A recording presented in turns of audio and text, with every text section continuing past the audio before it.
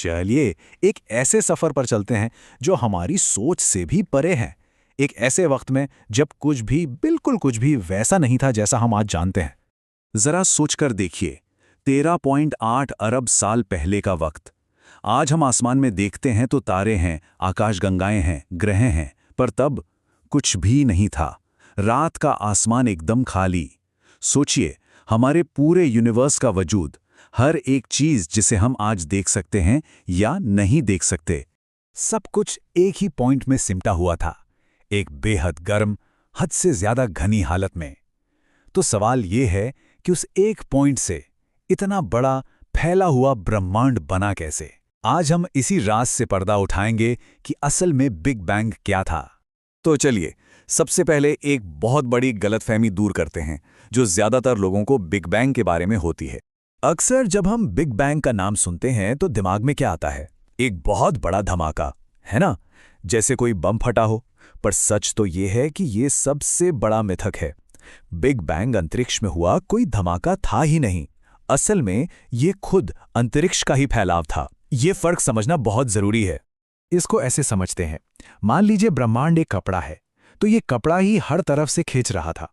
मतलब ब्रह्मांड में मौजूद हर चीज हर दूसरी चीज से दूर जा रही थी।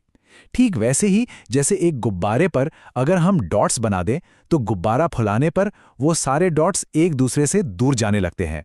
तो अब सवाल उठता है कि हमें ये पता कैसे चला कि ब्रह्मांड फैल रहा है?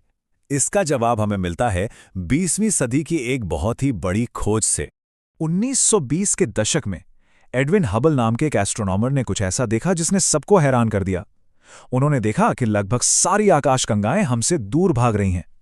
और इससे भी मजेदार बात यह थी कि जो आकाशगंगा हमसे जितनी ज्यादा दूर थी वो उतनी ही ज्यादा तेजी से दूर जा रही थी। ये पहला पक्का सबूत था कि हमारा ब्रह्मांड फैल रहा है।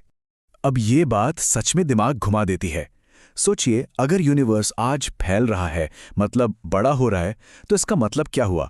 इसका मतलब ये हुआ कि अगर हम वक्त की घड़ी को पीछे घुमा दें तो कल ये छोटा था, परसों और छोटा था, और अगर हम अरबों साल पीछे चले जाएं तो सब कुछ, हर आकाशगंगा, हर तारा सिमटकर एक ही जगह पर आ जाएगा। है ना कमाल की बात? बस यही तो बिग बैंग का सबसे कोर आइडिया है। हबल की खोज एक बहुत बड़ा सबूत थी, पर अकेली नहीं।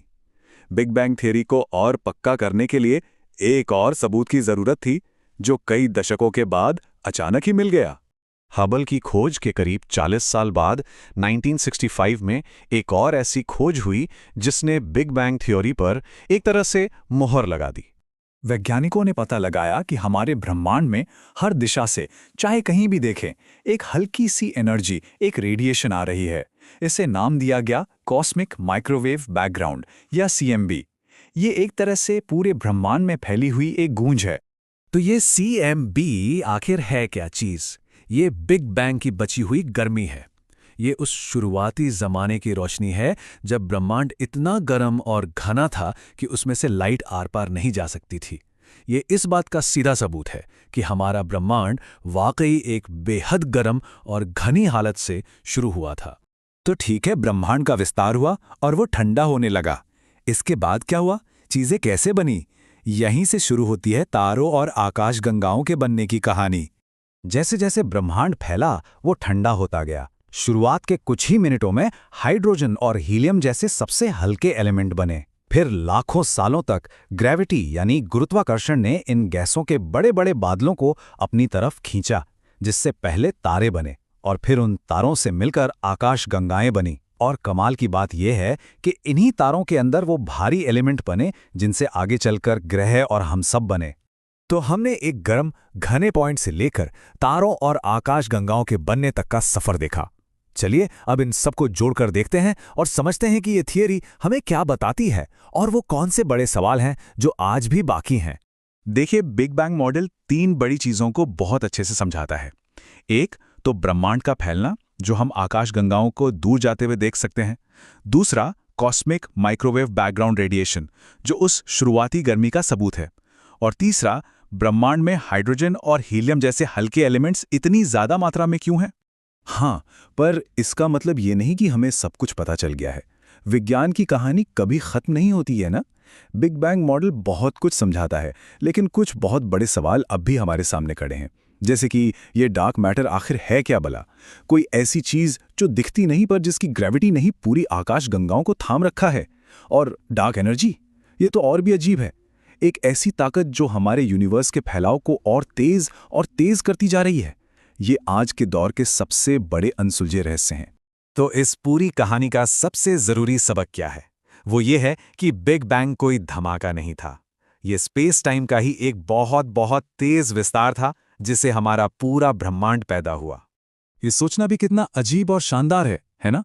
हर तारा जो हम आसमान में देखते हैं, हर ग्रह और हम खुद भी, हम सब उसी एक शुरुआती घटना का नतीजा हैं। हम सब एक ही कॉस्मिक कहानी से जुड़े हुए हैं। इसका सीधा सा मतलब ये है कि हमारे शरीर का हर एटम उन तारों की भट्टियों में बना था जो बिग बैंग के बाद पैदा हुए। हम सिर्फ धूल और गैस से नहीं, बल्कि तारों की राख से बने हैं। यानी हर इंसान सचमुच में इस यूनिवर्स की कहानी का एक जीता जागता हिस्सा है।